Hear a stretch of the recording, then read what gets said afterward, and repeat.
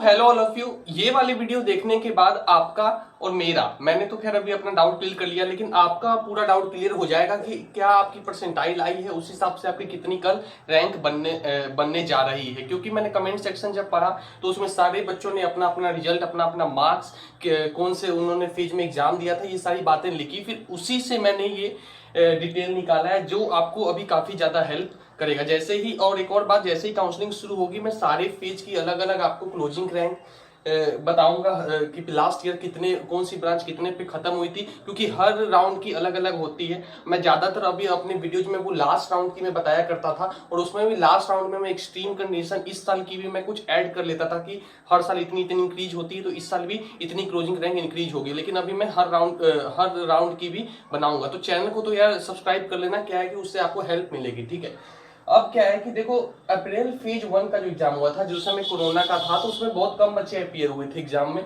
तो 14,000 बच्चों ने एग्जाम दिया था।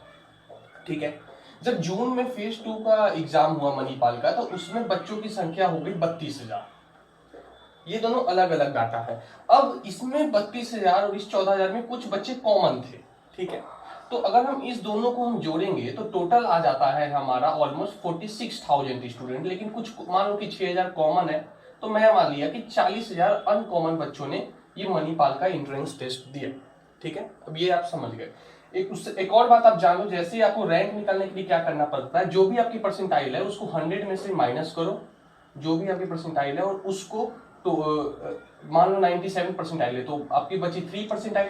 और टोटल नंबर ऑफ कैंडिडेट्स कितने अपियर हुए, ठीक है, मान लो कि 5,000 अपियर हुए, तो आपको 500 या 50 से आपको मल्टीप्लाई कर देना होता है। ठीक है, यानी divided by 100, total number of candidates यानी डिवाइडेड बाय 100 कर देंगे तो आपको वो आपकी रैंक पता चल जाएगी। अब तो यानी कि इस बार जो आपकी परसेंटाइल आई है उसमें कुछ मैं डाटा पहले बता देता हूं। जो जून में बच्चों के मार्क्स आए हैं, 79 मार्क्स पे बनी है 27 परसेंटाइल, 87 मार्क्स पे बनी है 34 परसेंटाइल, 102 मार्क्स पे बनी है 42 परसेंटाइल, 118 मार्क्स पे बनी है 57 परसेंटाइल, जो कमेंट सेक्शन में स्टूडेंट्स ने ऐड किए थे।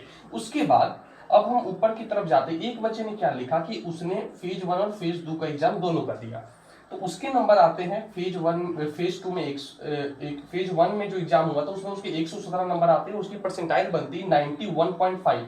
जबकि इस बार फेज 2 में वो अगर इतना ही नंबर लाया जाता तो उसकी परसेंटाइल 57 बनती, लेकिन फेज 1 में उसकी इतनी बनी। और उसकी फेज 2 में आते हैं 100 नंबर और उसकी परसेंटाइल ऑलमोस्ट 42 परसेंटाइल बनती है। सोचो, यानी इसका मतलब ये है कि फेज 1 में बच्चों के मार्क्स अच्छे आए हैं। अब मार्क्स अच्छे नहीं आए हैं, उसी मार्क्स पे अच्छी परसेंटाइल बनी है। यहां तक बात आप समझ लिए।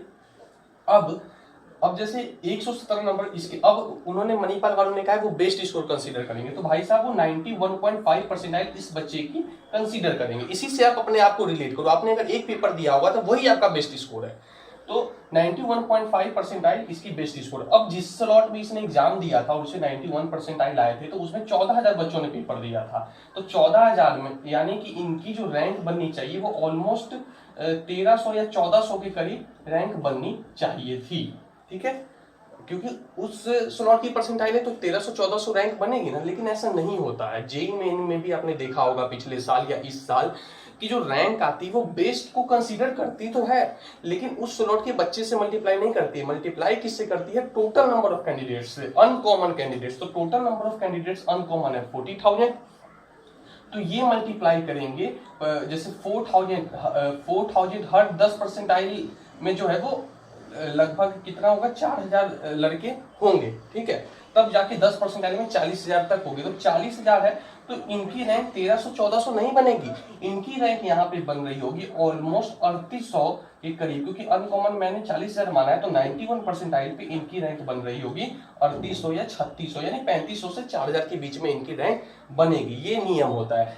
एक और एग्जांपल ले लेते हैं, अगर मान लो आपकी परसेंटाइल आई है 80 परसेंटाइल, तो आपको क्या करना है, 4,000 इंटू 2, यानी आपकी लगभग 8,000 के करीब यहाँ पर रैंक बन रही होगी। इसी से आप कोई भी परसेंटाइल का आप अपनी रैंक निकाल सकते हो। अगर आप 70 परसेंटाइल आपका स्कोर है तो उसी तरह आपको 4,000 को 3 से मल्टीप्लाई कर देना, यानी आपको लगभग 12,000 के करीब करीब यहाँ पे रैंक बन रही होगी। क्योंकि मैंने अनकॉमन 40,000 लिया है, इससे थोड़ा कम भी हो सकते हैं अनकॉमन।